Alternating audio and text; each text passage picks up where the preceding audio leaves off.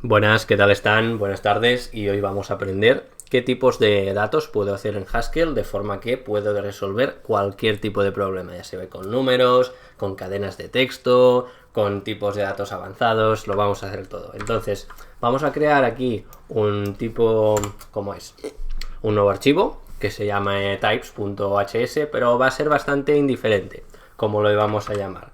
Entonces, bueno, pues vamos a empezar haciendo un comentario, porque los comentarios son muy útiles en programación si son suficientemente explicativos y sirven para explicar cómo funciona el programa. Entonces, vamos a hacer un comentario que nos diga de qué trata este archivo. Entonces, para hacer un comentario cortito, yo lo que hago un comentario es hacer dos líneas y, o sea, dos guiones, y puedo aquí escribir un comentario de una sola línea.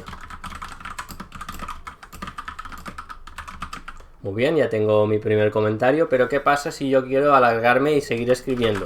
Ahora ya me da error. ¿Qué pasa? ¿Solo puedo hacer un comentario de una línea? No, se pueden hacer comentarios de varias líneas, o abriendo brackets y haciendo dos guiones también, y yo aquí dentro puedo escribir varias líneas de comentarios. Aquí puedo escribir y todo eso va muy bien.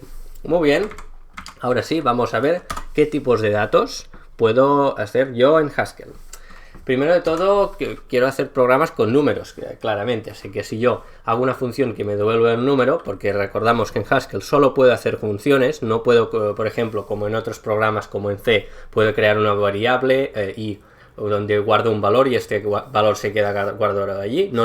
En Haskell solo puedo hacer funciones, así que voy a hacer una función que me devuelva pues un número. Por ejemplo, la función mi número favorito, pues me va a devolver un número entero.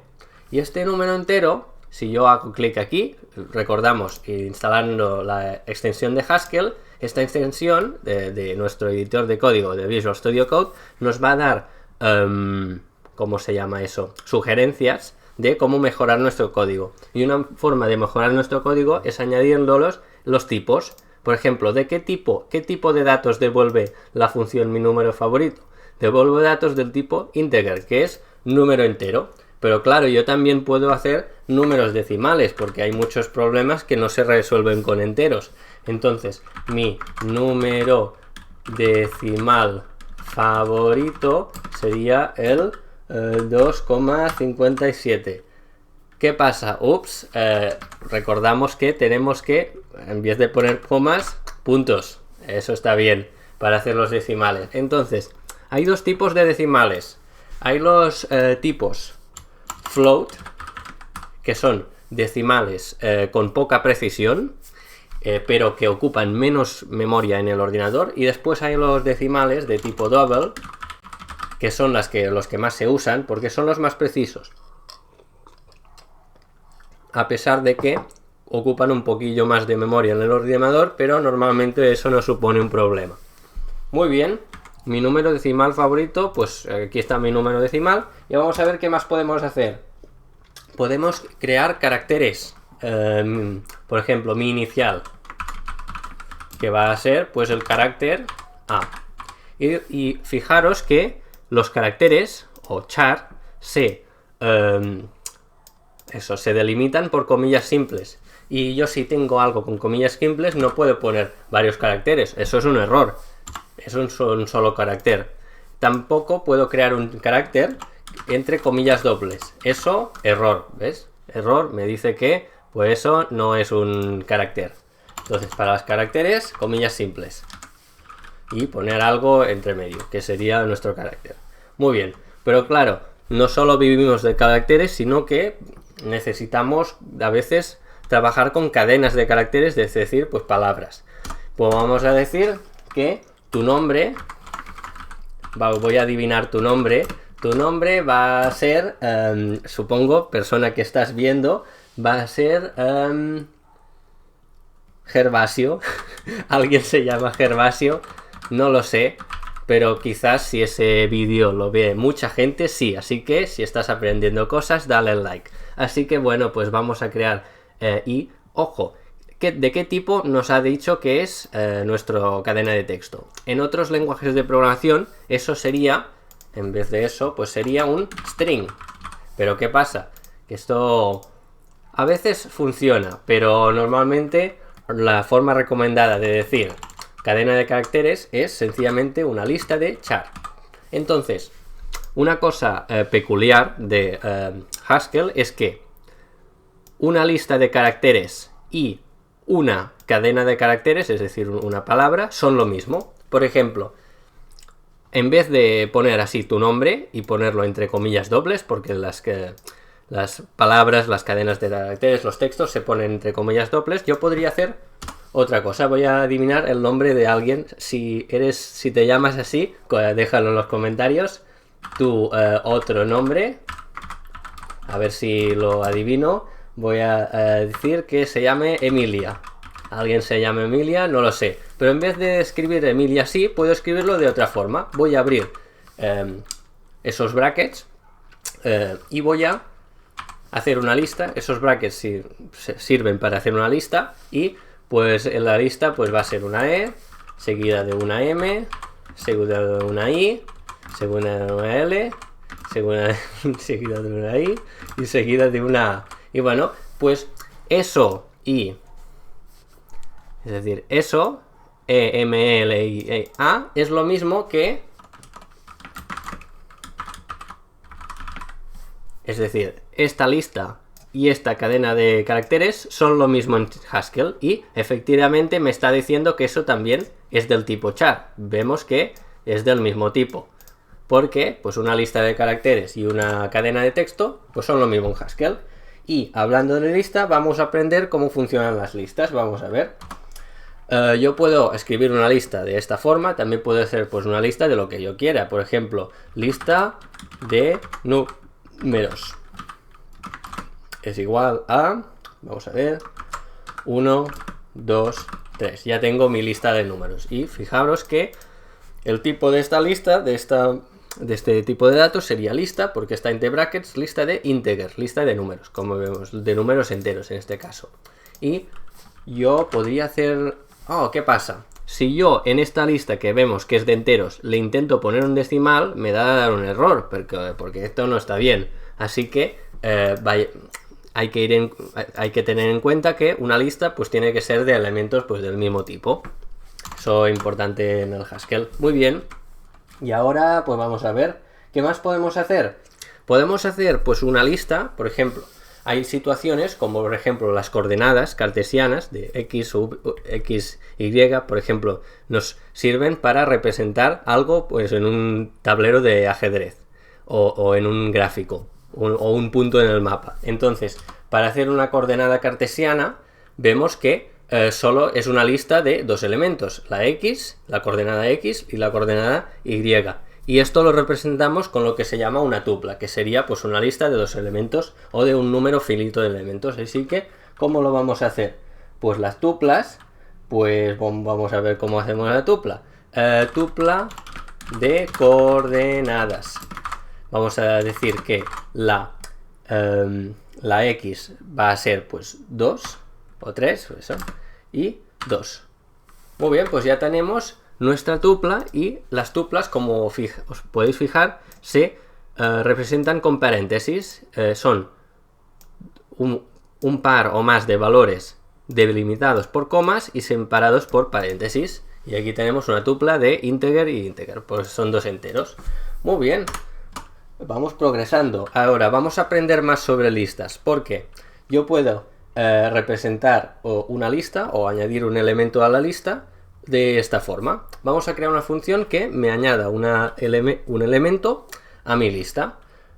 Añadir, que se vamos a decir, añadir elemento a lista, y vamos a decir que la lista, uno de los argumentos de esa función va a ser la lista L, y también vamos a tener el elemento E.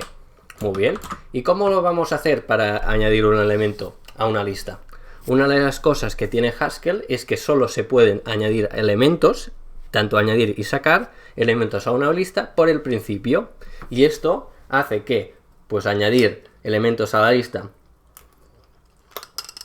sea más difícil, pero eso también nos hace más listos. Así que una de las ventajas de Haskell es pues la inteligencia de esos programadores, como yo. Entonces, ¿cómo añadimos un elemento a la lista? El elemento E lo queremos añadir a la lista L. Así que hacemos E, dos puntos, L. Entonces, fijamos ¿qué nos está diciendo el tipo este? Nos está diciendo que la función añadir elemento a la lista toma como argumento una lista de elementos y otro elemento del mismo tipo que queremos añadir a la lista. Y devuelve, o sea, el elemento de más a la derecha en la definición del tipo, pues es lo que devuelve. De allí que a las flechas apuntan a el elemento que devuelve. ¿Y qué tipo de elemento devuelve? Pues también devuelve una lista con un elemento más. Es decir, tenemos la lista L con todos los elementos al final de la lista y el nuevo elemento que añadimos a la lista por el principio. Así que recordamos que en una lista solo se pueden añadir y sacar elementos por el principio. Entonces, ¿qué pasa? Yo también puedo querer sacar un elemento de una lista. ¿Cómo sacamos el elemento de la lista? Vamos a ver. Sacar elemento de una lista. Y vamos a decir que pues la lista es la lista L. Así que tenemos un argumento que es L, que es la lista de donde queremos sacar. Entonces, ¿qué pasa? Yo puedo hacer esto. Este primero elemento de la lista y el resto de la lista. Entonces, este argumento, que sería pues E, dos puntos L, sería pues lo que yo le paso a la función. Le paso una lista y de esta lista la parte en dos, con estos dos puntos suspensivos. La parte entre el primer elemento y el resto de la lista, que sería L. ¿Y qué devuelve? Devuelve el primer elemento, que es E. Y aquí lo tenemos. Esta función lo que hace es tomar una lista de elementos, de argumentos. La función sacar elemento de una lista toma una lista de elementos, de aquí los brackets, y ¿qué devuelve? Porque allí apunta las flechas, al elemento que devuelve. La flecha apunta al elemento que devuelve y devuelve pues un elemento del tipo A, que sería pues el elemento primero de la lista. Muy bien, ¿qué más cosas podemos hacer? Podemos... sí. Yo puedo hacer una lista de muchos números, por ejemplo, números del 1 al 100, pero puede ser bueno, ciertamente lo soy, un desarrollador perezoso, y no me gusta tener que escribir todos los elementos del 1 al 100 de la lista. Eso sería muy estúpido. Así que vamos a hacer una lista del 1 al 100, pero en vez de hacer pues 1, 2, 3, 4... No voy a hacer esto. Voy a hacer 1, 2 puntos, 100. Y esto me devuelve pues una lista de los números del 1 al 100. Vamos a ver pues cómo haríamos los números pares.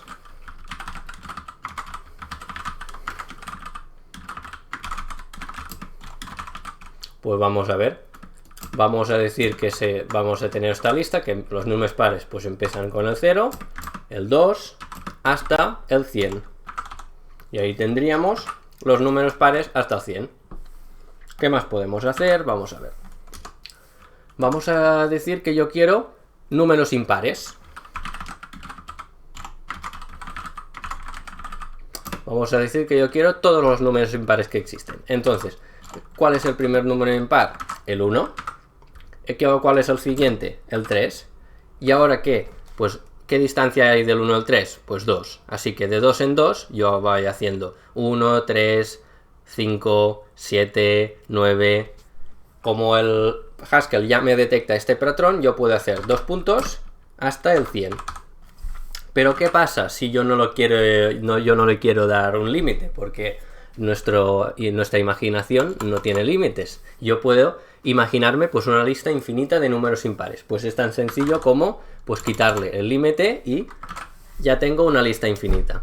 Y me diréis, Arnau, ¿qué es eso? O sea, en Java, en C, en Python no se pueden definir cosas con una lista infinita. Pues en Haskell sí se puede y es muy bonito. Y por eso os dije que Haskell pues vale la pena aprenderlo. Muy bien, más cosas. Yo puedo definir listas de forma aún más compleja y eso os voy a dar una previa, pero Eso es un tema que podéis investigar más por vuestra parte, pero vamos a ponernos con las listas por intención, donde yo defino, en vez de hacer una lista que sea pues sencillamente de elementos de 1 a 100, pues yo defino qué tipos, qué